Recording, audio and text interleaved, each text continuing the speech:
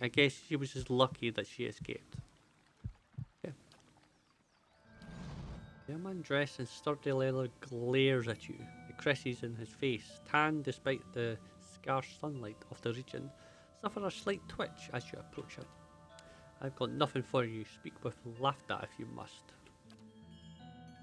Alright. Lead the way. Veins course under this woman's pale skin like icy fissures, yet when she speaks, her voice flows warm and soothing. Ondra welcomes you to her embrace. Her features soften with compassion. We're here to ease the pain of your past, ready to take your burdens. With a thin smile, she nods. If you let the goddess help with your hardships, of course. Yeah.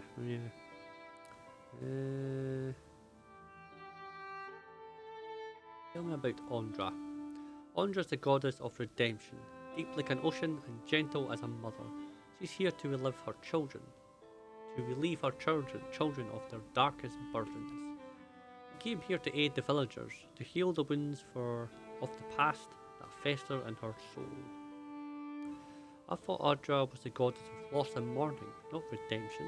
That's the priestess crosses her arms and shifts her ways. Common notion. Alright. Others may believe so, but the goddess' mystery are profound. Her true power lies in redeeming your loss and regret. Was there anything else you wanted to talk about? So, liars, are they? I want to know about the gift bearers. Gift bearers do Ondra's most valued work. They carry the material burdens of the unfortunate souls into her embrace, so that the goddess may help them forget. I heard the worshippers of Bereth visited you recently. Little happens around here that doesn't end in the mouths of villagers. But we're obliged to assist everyone, regardless of their fate. So, did they kill them, and now they're them? No, because they said Lafda was there before then. A group of women came at us, yes. Their leader wanted to know of Durgan's battery. I obliged and pointed them in its direction. They left as quietly as they arrived, which didn't make us any less concerned about their true intentions. This place grows dangerous enough already. Okay, I want to ask you about Orcham's heirloom. The dwarf already asked. We gave him the counsel he needed. Slight irritation sharpens her tone. She seems to catch herself, modulating her forage back to a pleasant timbre. And naturally, we'll do what we can for you too. Ask what you want. Let me ask you something else. Only once in the medallion back, she brings her hands together and nods. Oh, Orcham, how often we let the shadows of the past become a burden, even to others. That medallion, it weighs on Orcham's mind. You're kind to help, but what he really needs is to cast away those memories. He's changed his mind. As a priest, you must listen. I listened to him. Such dark memories, so much regret. We took on his burdens for his good and for the good of the village. His belongings, his past, now rest in Ondra's realm, to be forgotten so that the words of the soul may heal. This is the will of the goddess.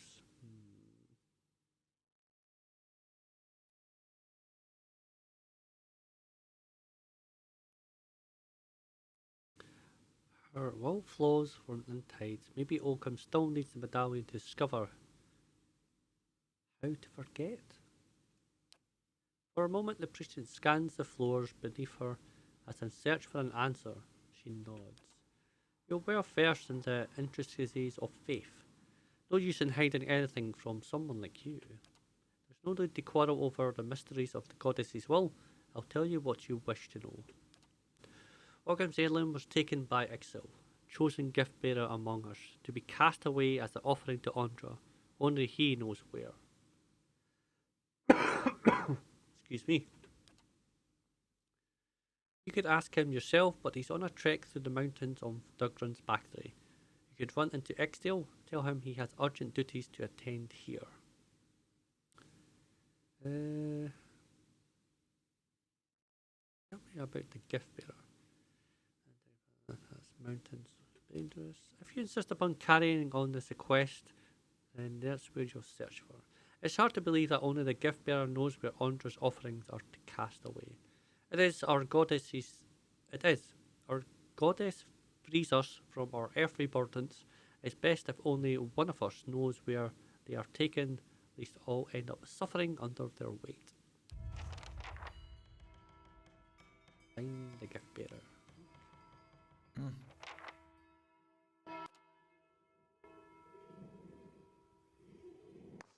They're like talking, do they? Sure. Something's up here. Definitely something's up here. I don't know what it is, but something's not right.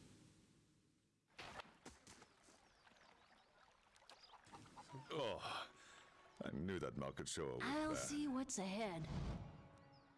As you step outside, the heavy wooden door of the temple slams shut behind you. You hear someone barring it from the other side.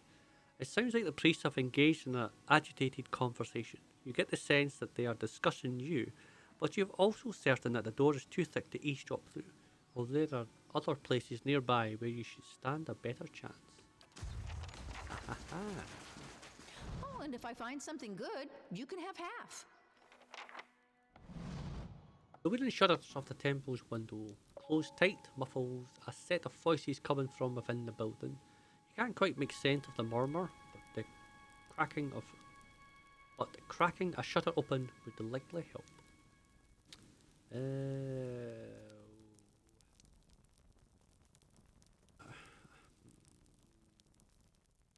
A rusty iron latch holds the window shutter closed. With care, you should be able to unfasten it without being noticed. You carefully begin to lift the latch from its metal hook. Halfway there, the rusted iron resists with a screech. You freeze, listening to the voices in hope the priests don't hear. The conversation continues uninterrupted. Pour oil into the latch.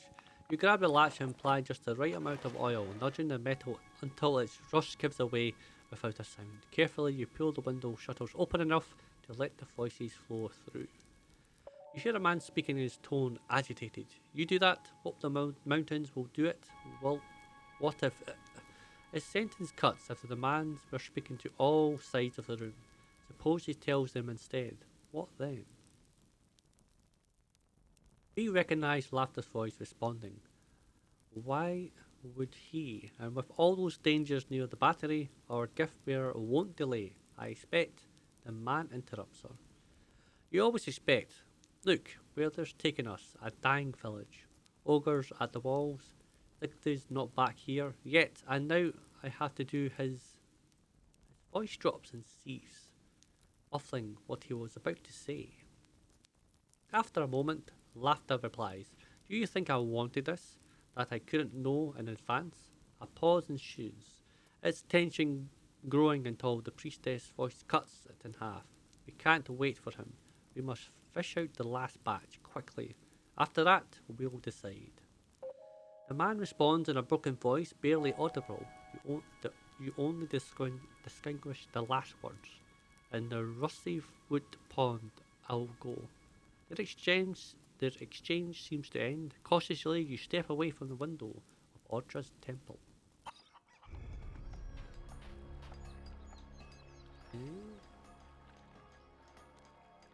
Find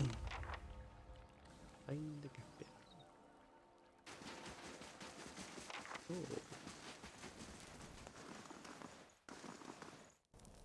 A fine thing you reached us when you did.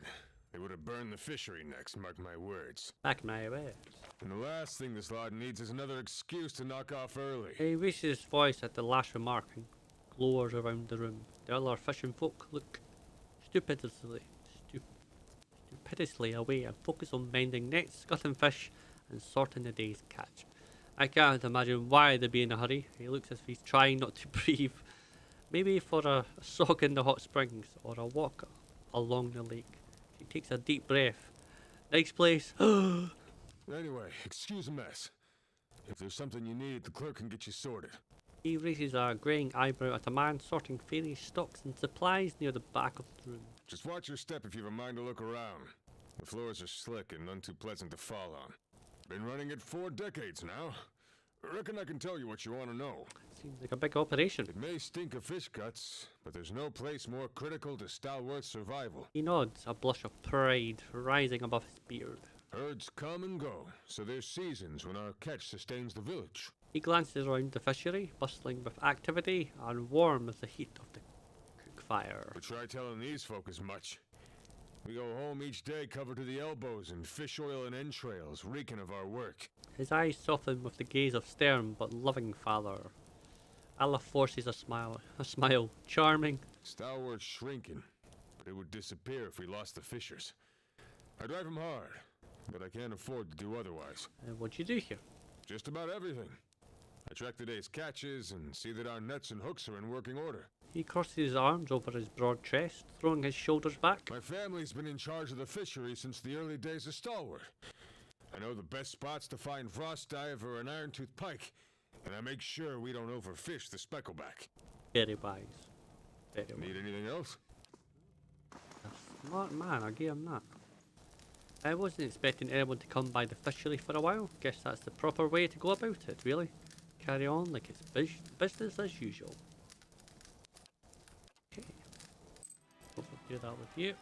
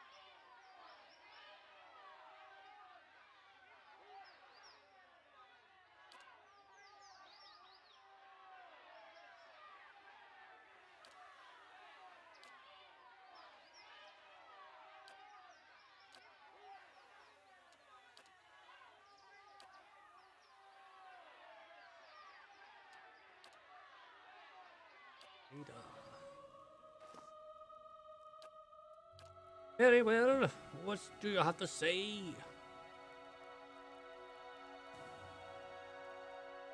I am looking into the bailiwick problem. That is, forces that can unhouse souls from their vessels.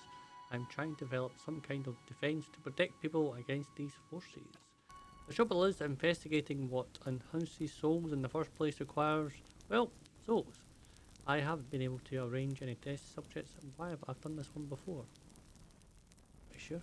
I need your help. We've lost so many people to those bailiwicks already. Imagine if we could prevent such things from ever happening.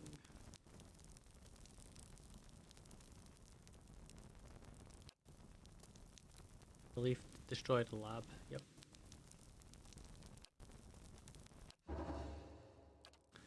Yes, because I've already done that one before.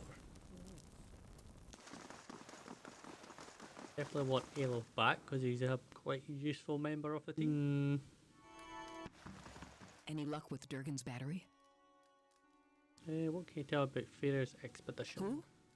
Sorry, I don't recall the name. About furrows. Last expedition I met disappeared weeks ago. Didn't give any names, but they definitely haven't come back this way. Don't mean the Sfeara weren't part of an expedition, though. We get groups passing by sometimes looking to try their luck. What's on your mind? Something else you need? I'm a carpenter. Mother's a builder. Not that we've got a...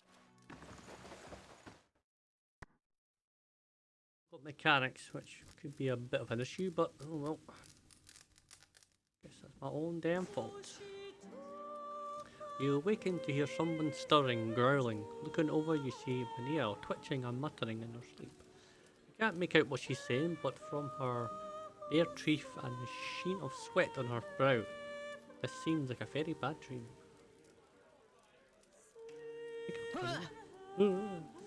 She sits bolt upright, roaring and reaching for her weapons. Calm down, you're safe. Her gaze darts around but slowly focuses on you. She grimaces and looks away, wiping her face. Oh, sorry. I must have been dreaming. She lies back down and turns away from you. About what? No, it's nothing. Sorry, I shouldn't have bothered you. The others are still asleep. We talk quietly. She's quiet for a long time. It seems like she's already gone back to sleep. But then she sighs. You told me about your awakening. Did I? I don't remember doing that. Eora stirs. Maneha waits silently until Eora rolls over and resumes deep, steady breaths. I guess I've had a similar problem. There's something I remember from a former life. Happened hundreds of years ago, but I remember it like it was yesterday. How do you remember it? Happened while I was fighting in Old Valia 20 years ago. My unit was camped out in the palace we'd just taken. The others were roasting the last of the Marcheso's pigs in the feast hall. So, I went to the wine cellars to fetch a few bottles. She works her fingers into nuts. I don't know how long she'd been hiding there, but there was this old woman. Must have been one of the servants. Fingers curl into fists. She had this wild look in her eyes. I approached her and tried to tell her not to be afraid, that she was safe. Maneha holds out a hand, reliving the memory. She screamed and grabbed my arm. Closes her eyes. It felt like someone had hit me in the back of my head. I blacked out for a few minutes, and when I came to, I took a few bottles up with me, feasted with the rest of the troops. But when I went to bunk, I had a dream. She shivers. Only it was more vivid than any dream I've ever had. I tasted the sweat on my lips, felt the jungle air on my skin, heard the cries. Stops and swallows, shaking her head. What about the old woman? I asked the other troops. None of them had seen her. Anyway, I laid off the drink for several days, but I kept having the dream. After a few weeks, I thought a change of scenery might do me good. Since then, I've been a pirate in the Deadfire, a pilgrim in the White that Wends, an adventurer in the Living Lands, and a gift bearer in a Shamadal. What next then? I told you I was looking for the Abbey of the Fallen Moon so I could leave something behind. There's a pool there, the Salt Well. It's where gift bearers leave the heaviest burdens. Aussies. It's said that a person can enter it and leave their own memories behind. There's a distant, hungry look in her eyes.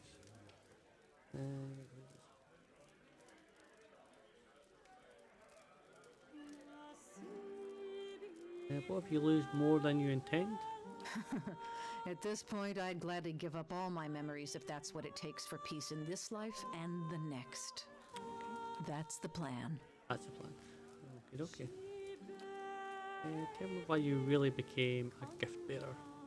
I heard about the order from some missionaries while I was in the Living Lands. I'd heard Ondra's doctrine before, but the way they talked about the peace of forgetting, washing it all away with the tide, it sounded good, and gift bearers' work, taking to the road, helping people lose their own burdens, it sounded good. Kept hoping I find a way for me to lose my burden along the way.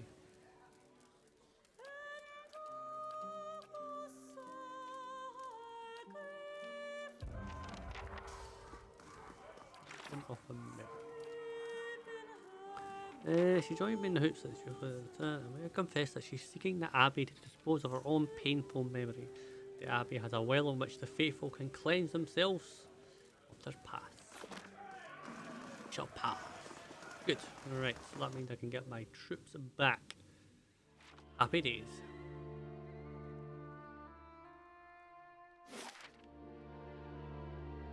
Back away.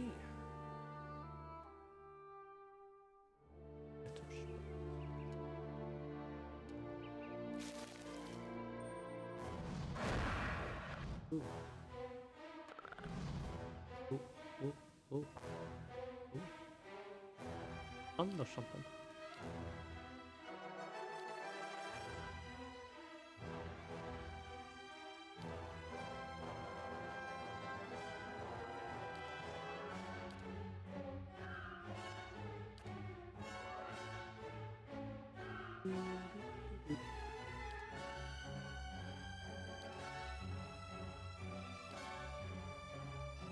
I'm here.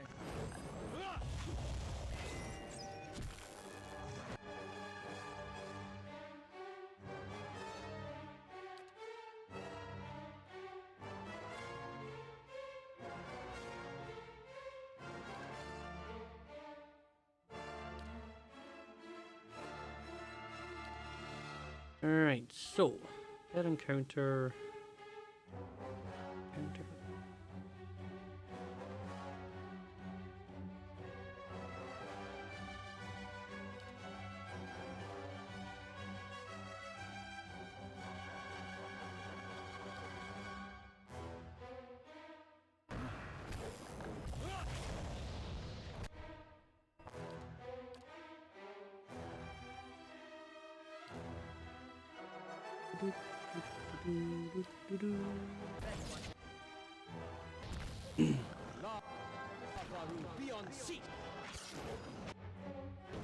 Kill it before it does that. Nice.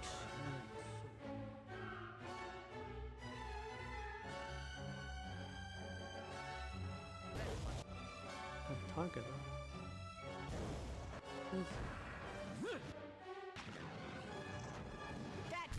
There. Get a good shot with this. Target that for some reason.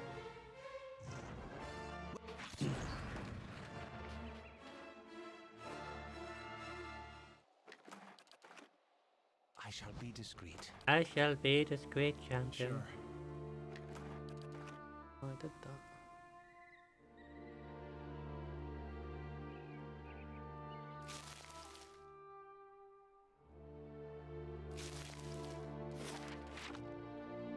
Oh, and steady, did, I need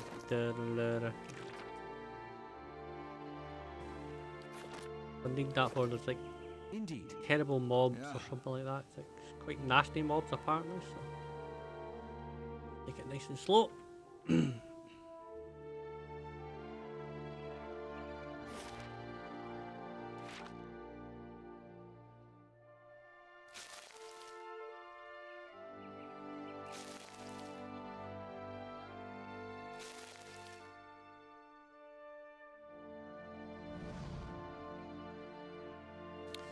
Shrine is covered in thick layers of snow, fallen leaves and feathers. A pair of curving bones flank the altar. Examine the shrine. The shrine does not appear to be frequently very often, though traces of old candle wax line the edges of the stone. Under this dusting of frost, you note a rectangular section of the altar's surface that seems to be cleaner than the rest. Something once rested. You feel a tingle run up your arm as you set your fingers to the altar. In the instance after, the wind seems to die down, the sounds of the wilderness growing muted to your hearing. Then you hear a sudden low growl, quickly joined by more. A vision strikes you like a sudden memory, though it is unbound by the time or place. Within a sea of darkness, you see a great beast, formless save for its gleaming fangs. It growls and snaps with increasing desperation and savagery, and for a moment you feel its rage as your own, a possessive fury that tears at you. Something that has been taken, your territory threatened, and the price for it will be blood. The vision fades just as swiftly as it came. The altar stands silent and still, and the air fills again with the occasional thrill of a bird song. Hunter's Fate.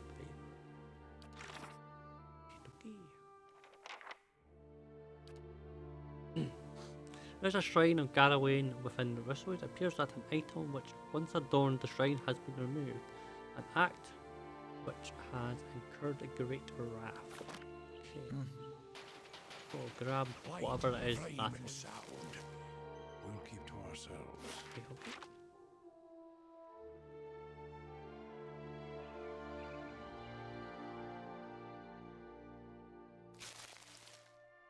A lot of stuff though. Pretty bad for you, mate. Caed.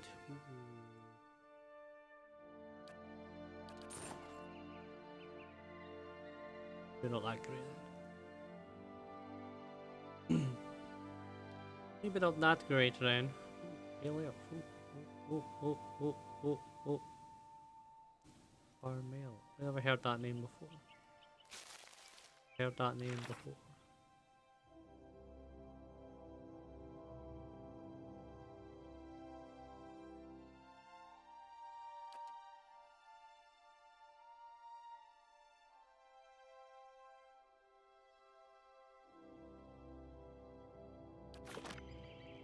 Don't know it, but it's something there.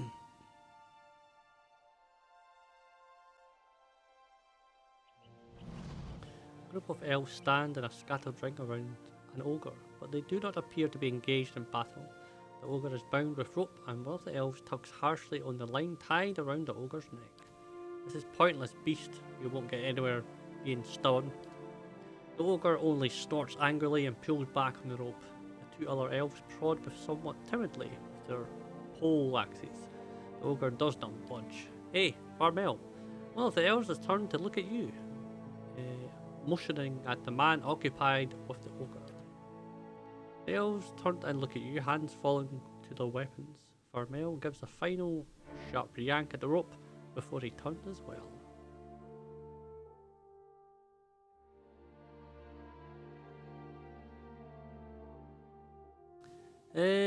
You're a long way from home. Oh, well, the further from it's still tomorrow, just picking up some help along the way. He looks at the ogre. Help? A rather sad specimen.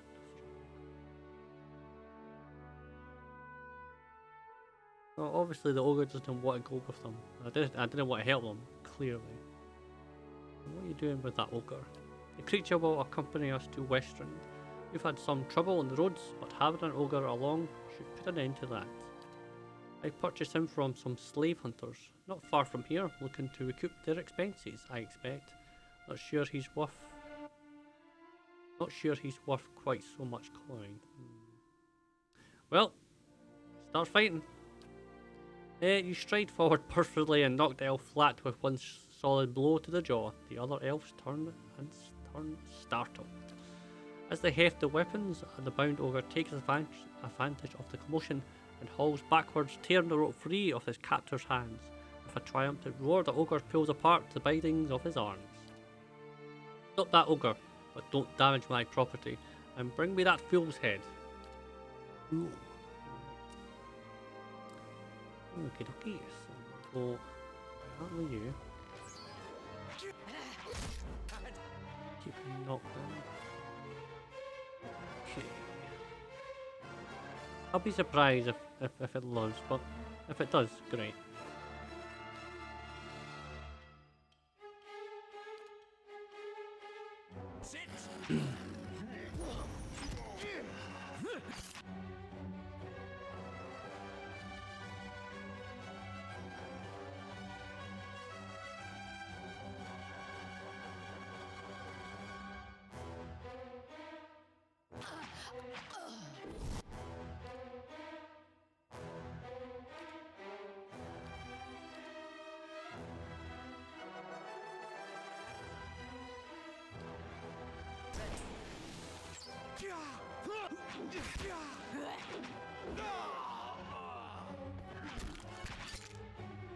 Alright, so they kill us anyway. Alright.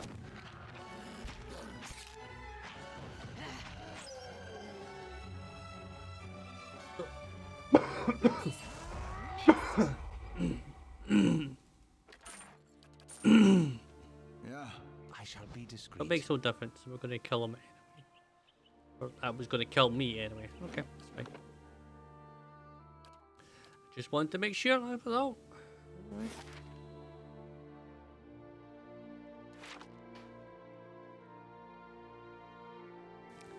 Just wanted to make sure. It looks safe. I mean, it looks safe. Sounds pleasing.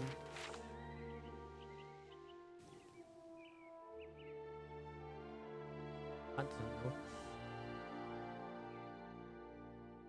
Ranger.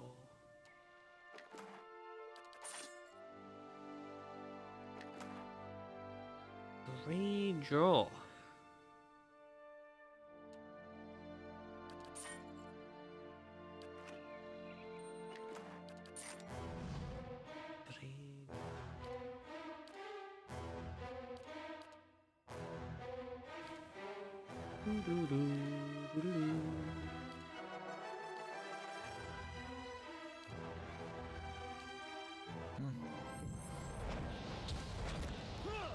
Take that!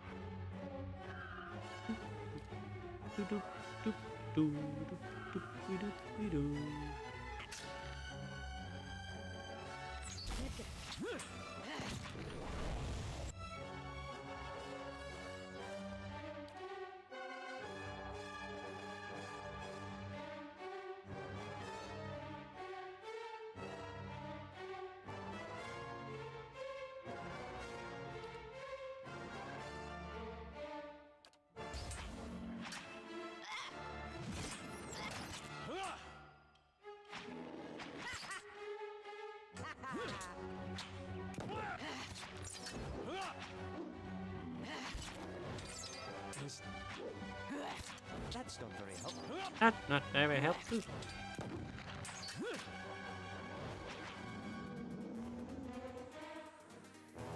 As you have no control over it. Tell me. Ready, Watcher.